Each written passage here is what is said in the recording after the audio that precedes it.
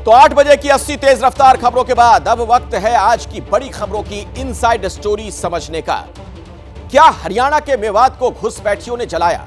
यह सवाल क्यों उठ रहा है, इसकी इनसाइड स्टोरी आपको दिखाएंगे और बात करेंगे सीएम खट्टर के योगी अवतार की।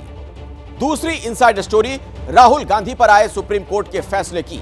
देश की सबसे बड़ी अदालत ने मोदी सरनेम वाले मामले में राहुल गांधी की सजा पर रोक लगा दी। आखिर राहुल गांधी के चुनाव लड़ने पर लगी रोक हटने से क्या क्या सियासी समीकरण बदलेंगे?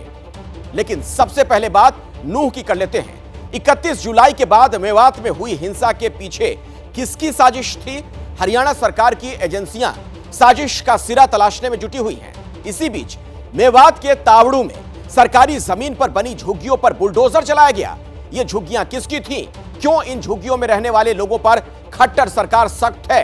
और इन झुग्गियों में रहने वाले लोगों के तार कैसे नूह हिंसा से जोड़े जा रहे हैं? आप देखिए यह खास रिपोर्ट।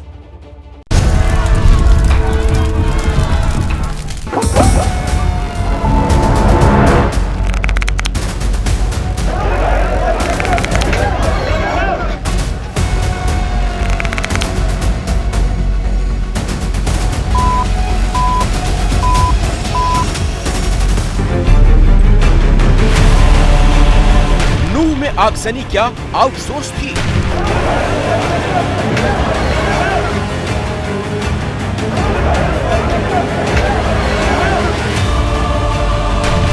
इस पत्थरबाजी के पीछे क्या भाड़े की दंगाई थी?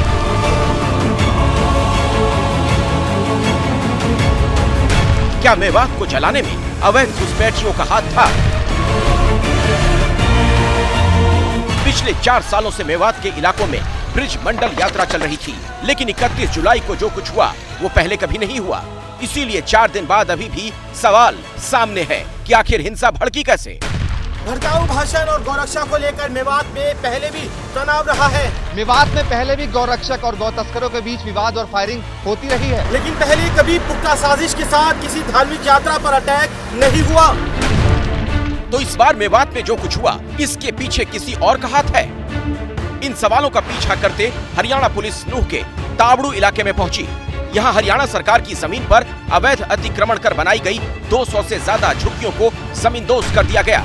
हरियाणा सरकार की जमीन पर जो अतिक्रमण किया गया था उस अतिक्रमण को जो है वो जिला प्रशासन ने हटवा दिया है, लेकिन अब इसकी जो कड़ी है वो नूह हिंसा से भी जोड़ करके देखी जा रही है। हालांकि जिनकी झुग्गियां यहाँ पर थीं उनका साफ तौर पे कहना है कि उनका नूह हिंसा से कोई भी लेना देना नहीं है, लेकिन इस कार्रवाई की जो टाइमिंग है वो टाइमिंग नूह हिंसा के बाद जो है ये कार्रवाई हुई है। ऐसे में ये सवाल उठना लाजमी है, जिस तरीके से नूह हिंसा भड़की उसके बाद क्या जिला प्रशासन जो है अब जो है वो नूह के अलग अलग इलाकों में जो अतिक्रमण है वहां से लोगों की झुग्गियां जो है वो हटा रहा है। जिन झुग्गियों को ढहाया गया उनमें रहने वालों का दावा है कि वो पिछले कई सालों से यहाँ रह रहे थे, लेकिन सूत्रों के मुताबिक इन झुग्गियों में असम से आए अवैध घुसपैठिए रह रहे थे।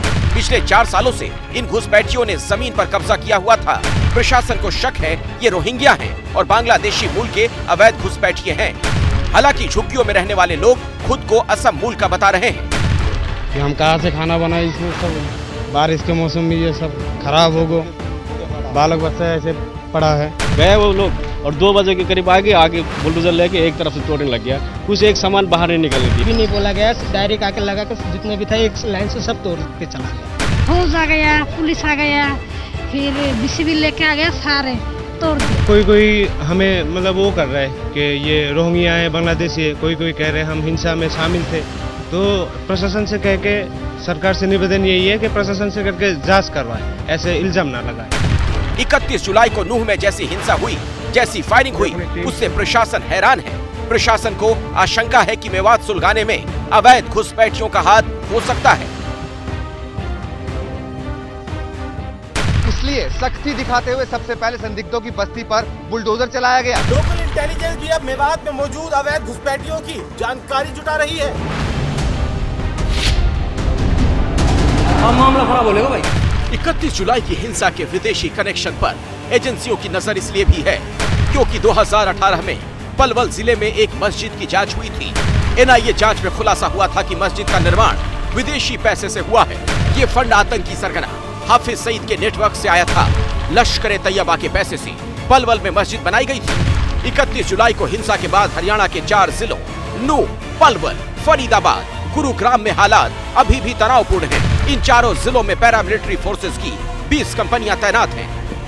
नूह में शांति बनी हुई है। लोकल पुलिस के अलावा पैरामिलिट्री फोर्स की तैनाती की गई है, जिससे किसी भी तरह की हालातों से निपटा जा सके। कर्फ्यू में कुछ ढील दी गई है।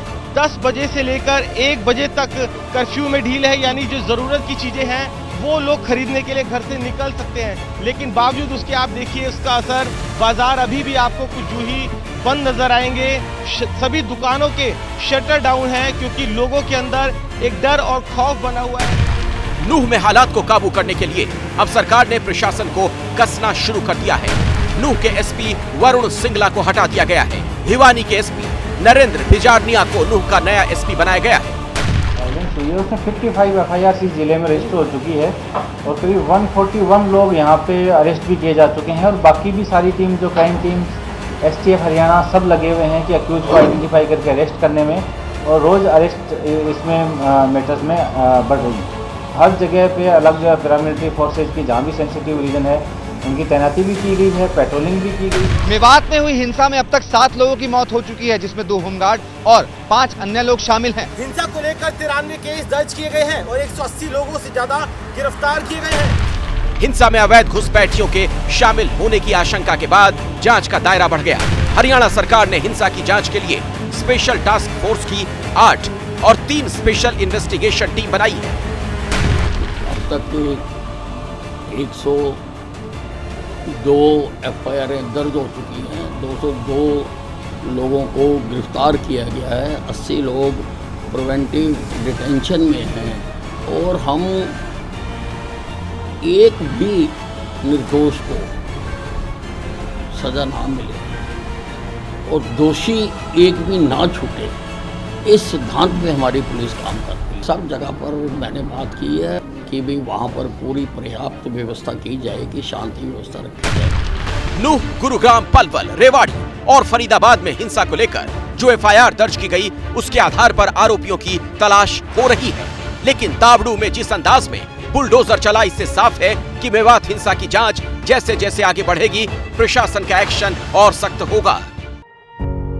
पत्रकारिता कोई इमोशन नहीं है, ना अपना कोई ज्ञान देना है और ना कोई विचार थोपना है। पत्रकारिता क्या है? पत्रकारिता का मतलब है सही जानकारी इकट्ठा करना और तथ्य बताना। पत्रकारिता आज जितने महत्वपूर्ण दौर में है, शायद पहले नहीं थी। इस दौर से निकलने के लिए सिर्फ सच दिखाने की जरूरत है, वो सच जो आपके हित को आगे रखे। इसलिए अब रात 9 बजे प्राइम टाइम नहीं होगा, ये आपका टाइम है। जगविंदर पटियाल के साथ देखिए पब्लिक इंटरेस्ट 17 जुलाई से सोमवार से शुक्रवार रात 9 बजे सिर्फ एबीपी न्यूज पर। एबीपी न्यूज आपको रखे आगे।